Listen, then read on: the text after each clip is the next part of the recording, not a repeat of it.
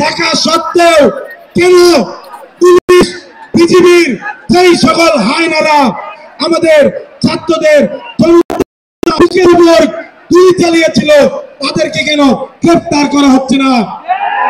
আমরা প্রশ্ন করতে চাই, যে সকল শহীদকে সরাসরি গুলি করা হয়েছে এবং তার সুস্পষ্ট প্রমাণ আছে, তার ভিডিও ফুটেজ আছে, সেই সকল শহীদের লাশ কেন কবর থেকে আবার তোলা হবে?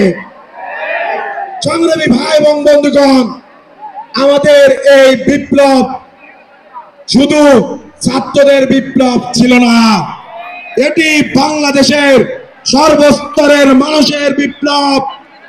এইখানে ভাইরা এসেছেন, বাংলা বন্দরের শ্রমিকেরা এসেছেন, এইখানে এসেছেন আশুলিয়ায় থাকা সেই সকল শ্রমিকেরা যারা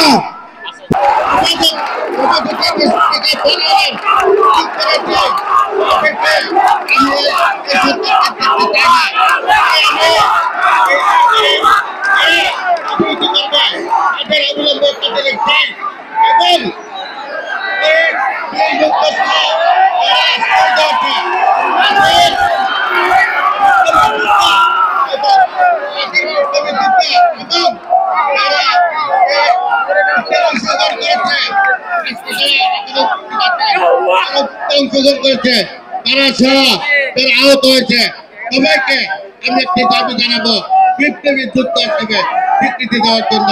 আসসালামু আলাইকুম, আল্লাহ হাফেজ। এই মুহূর্তে বক্তব্য রাখবেন বৈষম্য বিরোধী ছাত্র আন্দোলনের মুখপাত্র উমামা ফাতেমা।